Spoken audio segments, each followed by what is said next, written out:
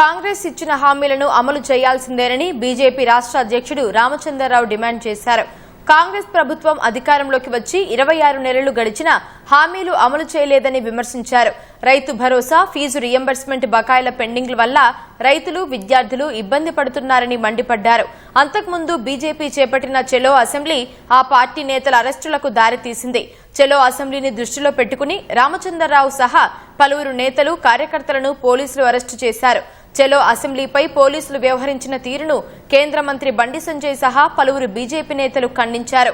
హామీలు అమలయ్యే వరకు కాంగ్రెస్ నేతలను అడుగడుగునా నిలదీస్తామని రామచంద్రరావు స్పష్టం చేశారు. ఈ ప్రభుత్వం అధికారంలో వచ్చి 26 నెలలు అయిపోయి ప్రజలకు ఇచ్చినటువంటి ఒక వాగ్దానము ఈ రోజు గాలికి వదిలేసి విస్మరించినటువంటి విషయాన్ని మనం చూస్తా ఉన్నాం.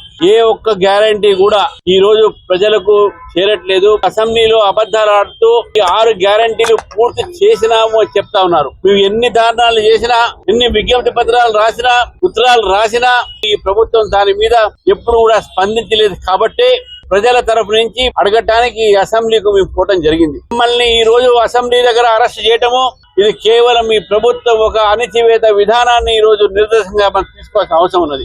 ఈ పోరాటం ఇప్పటితో ఆగదు.